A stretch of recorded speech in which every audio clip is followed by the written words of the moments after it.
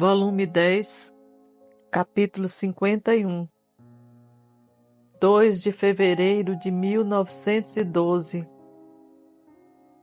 Como deve ser a alma vítima? Esta manhã, tendo oferecido uma alma como vítima a Jesus, ele aceitou a oferta e me disse: Filha minha, a primeira coisa que quero é a união dos quereres. Deve abandonar-se em minha vontade. Deve ser o entretenimento de meu querer. Estarei tão atento em observar se tudo o que faz está conectado com o meu querer, especialmente se for voluntário, que dos involuntários não levarei em conta, porque quando me disser que quer ser minha vítima, terei isso como não dito. Segundo, a união com meu querer acrescente ser vítima de amor. Serei zeloso de tudo. O verdadeiro amor não é dono de si, mas pertence inteiramente à pessoa amada. Terceiro, vítima de imolação. Deve fazer tudo em atitude de sacrificar-se por mim, até nas coisas mais indiferentes. A isso se acrescentará a vítima de reparação. Deve doer-se por tudo, reparar-me por tudo, compadecer-se de tudo. E isso será o quarto. Se comportar com fidelidade nisso, então poderei aceitá-la como vítima de sacrifício, de dor, de heroísmo, de consumação. Recomenda-lhe fidelidade. Se me for fiel, tudo está feito. E eu, sim, te será fiel. E ele, veremos. Volume 11, capítulo 144, 2 de fevereiro de 1917. O mundo se desequilibrou porque perdeu o pensamento da paixão. Encontrando-me em meu habitual estado, vi-me fora de mim mesma e encontrei meu sempre amável Jesus, todo banhado em sangue, com uma horrível coroa de espinhos. E com dificuldade olhava para mim por entre os espinhos e me disse: Minha filha, o mundo se desequilibrou porque perdeu o pensamento de minha paixão. Nas trevas não encontrou a luz de minha paixão que o ilumine, que ao fazê-lo conhecer meu amor e quantas penas me custam as almas, possa fazê-lo reagir e amar aquele que verdadeiramente o amou. E a luz de minha paixão, guiando-o, o colocava em alerta contra todos os perigos. Na fraqueza, não encontrou a força de minha paixão que o sustente. Na impaciência, não encontrou o espelho de minha paciência, que lhe infunda calma e resignação, e diante de minha paciência, envergonhando-se, sinta como um dever dominar-se a si mesmo. Nas dores, não encontrou o consolo das dores de um Deus, que sustentando as suas, lhe infunda amor ao sofrer. No pecado, não encontrou a minha santidade, que confortando-o lhe infunda ódio à culpa. Em tudo o homem prevaricou, porque se separou em tudo daquele que podia ajudá-lo. Por isso, o mundo perdeu o equilíbrio. Fez como uma criança que não quis mais conhecer sua mãe, como um discípulo que, renegando o mestre, não quis mais escutar os seus ensinamentos nem aprender suas lições. O que será dessa criança e desse discípulo? Serão a dor de si mesmos e o terror e a dor da sociedade. Assim se tornou o homem, terror e dor, mas uma dor sem piedade. Ah, o homem piora e piora cada vez mais, e eu choro com lágrimas de sangue.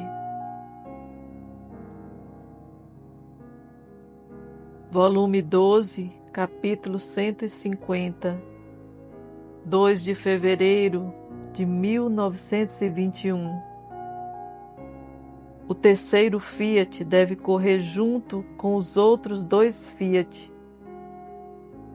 Os 3 Fiat têm o mesmo valor e poder, porque contêm a potência criadora. Continuando em meu estado habitual, estava fundindo-me toda no querer divino e dizia em meu interior: Jesus meu, quero amar-te e quero tanto amor para suprir o amor de todas as gerações humanas, passadas e futuras. Mas quem pode dar-me tanto amor para que eu possa amar por todos? Amor meu, em teu querer está a força criadora.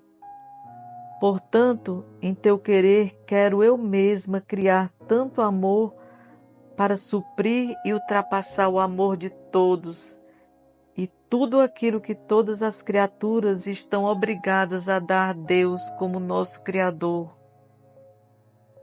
Mas, enquanto dizia isso, pensei: quantos desatinos estou dizendo! E meu doce Jesus, movendo-se em meu interior, me disse: minha filha, é verdade, em meu querer está a força criadora. De dentro de um único Fiat meu, saíram milhões e milhões de estrelas. Do Fiat de minha mamãe, do qual teve origem minha redenção, saem milhões e milhões de atos de graça que se comunicam às almas. Esses atos de graça são mais belos, mais resplandecentes, mais multiformes do que as estrelas. E enquanto as estrelas estão fixas e não se multiplicam, os atos da graça multiplicam-se ao infinito. A cada instante correm, atraem as criaturas, as fazem felizes, as fortalecem e lhes dão vida. Ah, se as criaturas pudessem ver na ordem sobrenatural da graça, ouviriam tais harmonias, veriam tal espetáculo encantador, que pensariam estar em seu paraíso. Agora também o terceiro Fiat deve correr junto com os outros 2 Fiat. Deve multiplicar-se ao infinito e a cada instante deve dar tantos atos quantos atos de graça saem do meu seio, por quantas estrelas, por quantas gotas de água e por tantas coisas criadas fez sair o Fiat da criação. Deve confundir-se junto e dizer: quantos atos sois vós, tantos faço também. Esses 3 Fiat têm o mesmo valor e poder. Tu desapareces, é o Fiat que age, e por isso também tu, em meu Fiat onipotente, podes dizer: quero criar tanto amor, tantas adorações, tantas bênçãos, tanta glória ao meu Deus para suprir por todos e por tudo. Teus atos preencherão o céu e a terra, multiplicar-se-ão com os atos da criação e da redenção, e se tornarão um só. Isso poderá parecer surpreendente e inacreditável para alguns, mas então deveriam pôr em dúvida o meu poder criador. Além disso, quando sou eu quem quer, quem dá esse poder, toda dúvida cessa.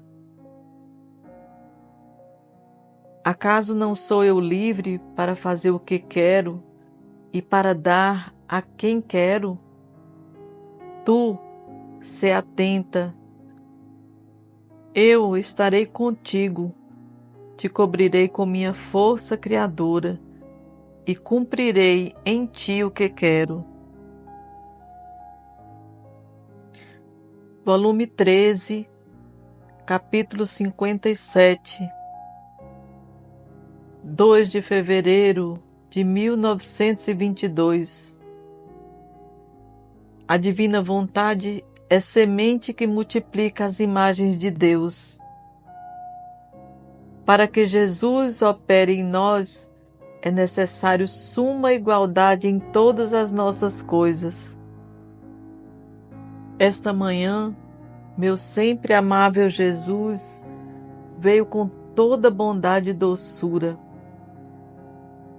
Trazia uma corda ao pescoço e na mão um instrumento como se quisesse realizar algo. Então tirou a corda do pescoço e a cingiu ao meu. Depois fixou o instrumento no centro de minha pessoa e com uma corda que fazia girar por uma roda que estava ao centro daquele instrumento, começou a medir-me por inteiro, para ver se todas as partes de minha pessoa estavam iguais. Ele estava todo atento para observar se a corda ao girar encontrava a perfeita igualdade. E tendo-a encontrado, deu um suspiro de grande contentamento, dizendo: se não a tivesse encontrado igual, não poderia cumprir o que quero. A qualquer custo, estou decidido a fazer dela um portento de graça. Agora, aquela corda que estava no centro parecia uma roda de sol, e Jesus olhava-se nela para ver se sua adorável pessoa aparecia inteira nessa roda de sol. E ao vê-la refletida ali, satisfeito, parecia que rezava. Enquanto isso acontecia, desceu do céu outra roda de luz, semelhante à que eu tinha no centro de minha pessoa, mas sem separar seus raios do céu. E ambas se fundiram juntas. Jesus as selou em mim com suas santíssimas mãos e acrescentou: por agora fiz a incisão e coloquei o selo. Depois pensarei em desenvolver o que fiz. E desapareceu. Fiquei assombrada, mas não sei o que seja. Apenas compreendi que para que Jesus opere em nós, é necessária a mais perfeita igualdade em todas as coisas. Do contrário, ele opera em um ponto da nossa alma e nós destruímos em outro. As coisas desiguais são sempre incômodas, defeituosas, e se quer apoiar algo sobre elas, há o risco de que a parte desigual o faça cair por terra. Uma alma que não é sempre igual, um dia quer fazer o bem, quer suportar tudo, no outro dia já não se reconhece mais, desanimada, impaciente, de modo que não se pode fazer nenhum plano sobre ela. Depois disso, meu Jesus voltou e, atraindo-me para dentro de sua vontade, disse-me: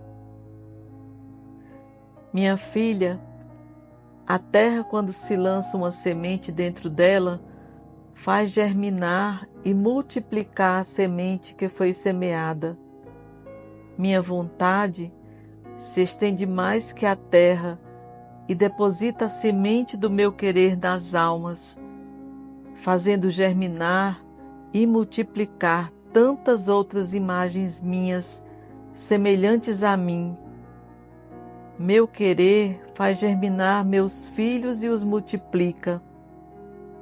Saibas que os atos feitos em meu querer são como o sol, do qual todos recebem a luz, o calor e os bens que ele contém, mas ninguém pode impedir que se goze dos seus bens, e um não defrauda o outro, pois todos o desfrutam, todos são proprietários do sol. Cada um pode dizer: o sol é meu.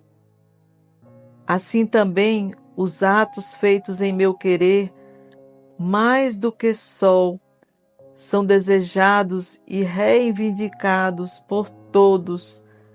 As gerações passadas os esperam, para receber sobre tudo o que fizeram a luz resplandecente do meu querer. Os presentes os esperam, para sentir-se fecundados e revestidos por esta luz. Os futuros os esperam, para que se cumpra o bem que farão. Em suma, minha vontade sou eu, e os atos feitos em meu querer girarão sempre na roda interminável da eternidade, para se tornarem vida, luz e calor para todos. Volume 16, capítulo 43, 2 de fevereiro de 1924. O abandono em Deus forma as asas para voar no âmbito da eternidade. O que é a eternidade? Sentia-me muito oprimida pela privação do meu doce Jesus e por outras razões que não é necessário escrever aqui. Então, meu amado Jesus, movendo-se em meu interior e estreitando-me a Ele para me dar força, pois me sentia sucumbir, disse-me: Minha filha, minha vontade é vida e movimento de tudo. Mas sabes tu quem segue seu movimento e alça voo em meu eterno querer, de modo que gira como ele gira no âmbito da eternidade, encontra-se onde ele se encontra e faz o que ele faz? A alma, totalmente abandonada em minha santa vontade. O abandono são as asas para voar junto com meu querer. Assim que o abandono cessa, perde-se o voo e as asas se desfazem. Todos sentem o movimento, a vida de minha vontade, mas permanecem no ponto onde estão. Porque não há movimento que não parta de mim. Porém, somente quem tem as asas do abandono em mim percorre o mesmo caminho de minha vontade. Sobrevoa tudo, seja no céu ou na terra. Entra no âmbito da eternidade e gira entre as três pessoas divinas. Penetra nos recantos mais íntimos delas. Toma ciência de seus segredos e de suas bem-aventuranças. Isso acontece como em uma máquina, na qual há uma roda principal no centro e ao redor dela muitas outras pequenas engrenagens que permanecem fixas.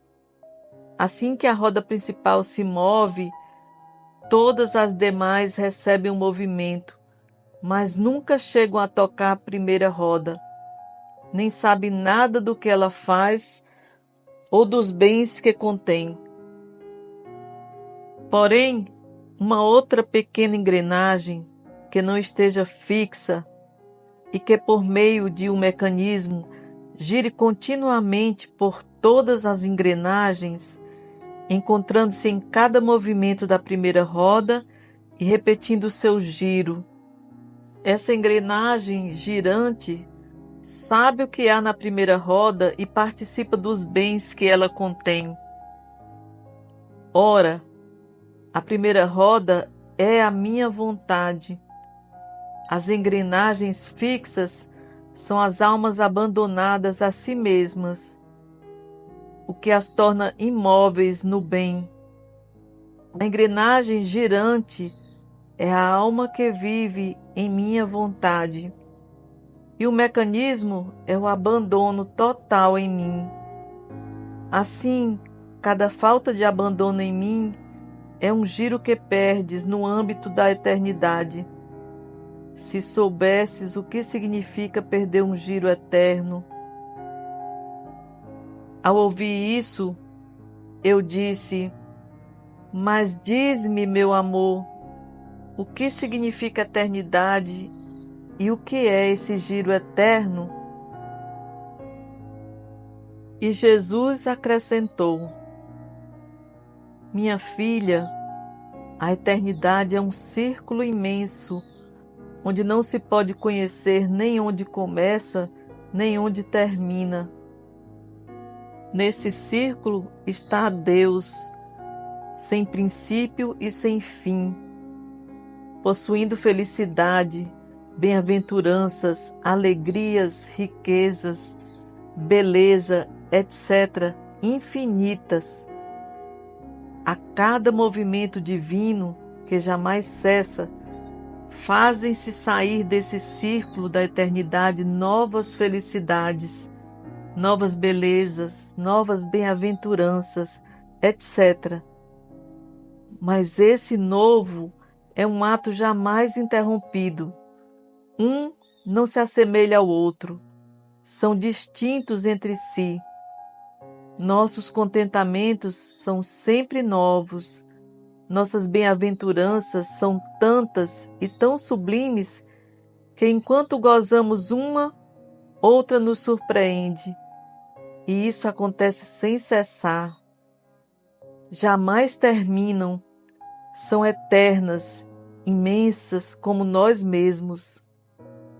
E aquilo que é eterno tem a virtude de fazer surgir coisas sempre novas. O antigo, o repetido, não existe no que é eterno. Mas sabes quem toma maior parte no céu desse novo que jamais se esgota? Aquele que mais praticou o bem na terra. Esse bem será como o germe que lhe dará o conhecimento de nossas bem-aventuranças, alegrias, belezas, amor, bondade, etc. E conforme o bem que a alma tiver praticado na terra, e que tenha alguma harmonia com nossas variadas bem-aventuranças, assim se aproximará de nós, e em grandes goles se encherá daquela bem-aventurança da qual possui o germe, até transbordar. Do que contém o círculo da eternidade, todos tomarão parte, porém, serão saciados conforme os germes adquiridos na terra. Acontecerá como com aquele que aprendeu música, um ofício, uma ciência. Ao tocar-se uma melodia, muitos ouvem e se alegram, mas quem compreende, quem sente a inteligência ser penetrada e o coração invadido por aquelas notas de alegria ou de dor, quem se sente como repleto e vê em ato as cenas que a música exprime, apenas aquele que estudou, que se esforçou para aprendê-la. Os demais gozam, mas não compreendem sua alegria, limitam-se à percepção auditiva, mas todo o seu interior permanece em jejum. Assim também acontece com as ciências. Quem goza mais? Aquele que estudou, que consumiu sua inteligência nos livros e em tantas questões científicas, ou aquele que apenas as observou? Certamente quem estudou pode obter ganhos justos, ocupar diversos postos, enquanto o outro pode apenas gozar com o olhar, se ver coisas que pertencem às ciências. E assim é com todas as demais coisas. Se isso acontece na terra, quanto mais no céu, onde a justiça pesa com a balança do amor cada pequeno ato bom feito pela criatura. E sobre esse ato bom, deposita uma felicidade, uma alegria, uma beleza intermináveis. Agora, o que será da alma que tiver vivido em minha vontade, onde todos os seus atos conservam um germe eterno e divino? O círculo da eternidade se derramará de tal forma nela que toda a Jerusalém celestial ficará surpresa, e novas festas se farão, e nova glória será recebida. Volume 23, capítulo 34, 2 de fevereiro de 1928. Como deve suprir por quem não agiu na unidade do Fiat Divino? Para quem não o possui, sua linguagem é uma linguagem estranha, razão pela qual até agora não falaram sobre ela. Quem não vive na unidade recebe os efeitos da vontade divina, mas não a vida dela. Exemplo do sol com a terra. Estava seguindo o meu giro no Fiat Supremo, e ao chegar ao Éden, dizia para mim: Jesus meu, faço minha a unidade do teu querer, para suprir aquela unidade que meu pai Adão perdeu quando se afastou dela, e para suprir todos aqueles atos que não foram feitos na unidade dela por todos os seus descendentes. Mas, enquanto dizia isso, pensava comigo mesma: e eu estou na unidade do Fiat Divino? Se não estou, como posso suprir pelos outros? Então, meu dizer termina em palavras, mas não em atos. E o meu doce Jesus, movendo-se em meu interior, me disse: minha filha, quando Adão pecou, ocorreu a retirada da unidade da minha vontade de ambos os lados. O homem se afastou dela e ela se afastou dele. E ao afastar-se a minha, o homem perdeu a minha unidade, todos os seus méritos e os seus direitos que Deus lhe havia dado ao criá-lo, porque ele foi o verdadeiro desertor do reino da minha vontade. E o desertor perde todos os direitos e a posse de seus próprios bens. Agora, assim como minha vontade se retirou do homem, porque ele foi o primeiro a se retirar, assim pode novamente se dar aquele que, retirando-se da vontade humana, entra em seu reino como novo conquistador da unidade do meu Fiat Divino. muito mais, porque entre você e a divindade houve um acordo. Minha vontade em te fazer o grande dom da sua unidade, chamando-a ao primeiro ato da criação. E você não só a recebendo, mas também fazendo o dom da sua vontade, de forma que de ambas as partes houve o intercâmbio, mas não em palavras simples, e sim com os atos. Tanto é verdade que a minha está te colocando a par do grande dom que te fez, para que conheças o que possuis, goze de seus bens e, apreciando-o, o consigas para a família humana. E você, tendo feito o dom da sua vontade, não quer mais reconhecê-la e sente terror só de lembrá-la. Agora é justo que você cumpra seu dever e suplante aquela unidade perdida pelo homem desde que a minha fez sua retirada, retirando-se para suas regiões celestiais. Não é talvez minha vontade a dona de se dar novamente, desde que encontre novamente alguém que não queira mais viver de sua vontade humana? E além disso, você deve saber que se minha vontade não estivesse em ti, não teria podido compreender seu idioma celestial. Teria sido para ti como um dialeto estranho, como uma luz sem calor, como um alimento sem substância, e teria sido difícil escrever sobre ela para transmiti-la aos teus irmãos.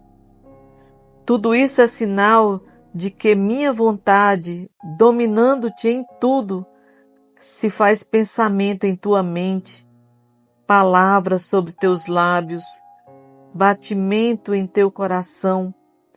Mestre, que sabe que sua aluna compreende suas lições e ama ouvi-las. Por isso, era necessário te fazer o dom da minha vontade divina, para te dar a graça necessária para fazer-te conhecer e transcrever todas as mais belas prerrogativas do reino do meu Fiat divino.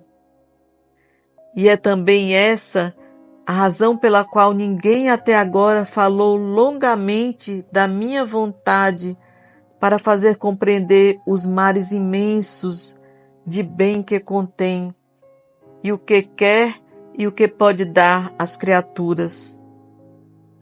No máximo, disseram poucas palavras e palavras entrecortadas, como se não tivessem o que dizer sobre o meu Fiat tão grande e extenso, que contém e abraça toda a eternidade. Não o possuindo como dom e coisa própria, para todos era como estranho o idioma para falar da importância e de seus méritos infinitos. Se não a conheciam a fundo, como poderiam falar de uma vontade divina que contém tanto, que todos os séculos não bastariam para falar dela? Por isso, seja atenta, filha minha, pois enquanto navegas seu mar, sempre tomas algo de novo para fazê-lo conhecer às gerações humanas.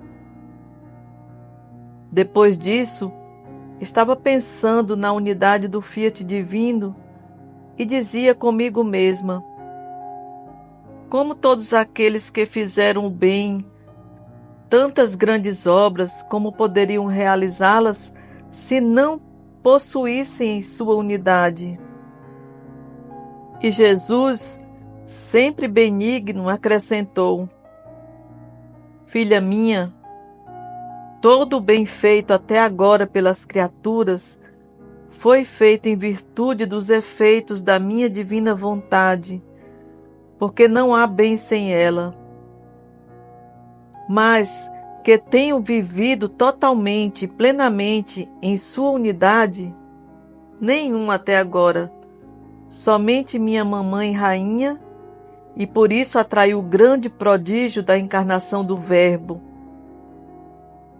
Se assim fosse, a Terra teria retornado ao estado do Éden. E além disso, aquele que teria possuído a unidade do meu querer não teria podido nem contê-la, nem resistir, sem falar sobre ela. Teria sido como se o sol quisesse se encerrar dentro de um copo de cristal, sem expandir seus raios.